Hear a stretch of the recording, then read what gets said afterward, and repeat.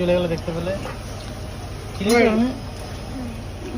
চিনি জায়গা দাও, হাত ধোবে। আর একটা হলুদ চলে গেল। রেসিপিটা কি? রেসিপিটা হচ্ছে ভোলা মাছের কড়া ঝাল। তো ওদের দেখতে পাচ্ছে মিষ্টি এবার কি যাবে? থেকে মাছগুলো নামিয়ে এবার সর্ষে বাটা নিয়ে এসে দেখতে পাচ্ছি এই যে মিক্সিতে সর্ষে বাটা করা হয়েছে। এবার সেইটা চলে আসছে কড়াইতে। ও হো সর্ষে বাটা চলে গেল কড়াইতে।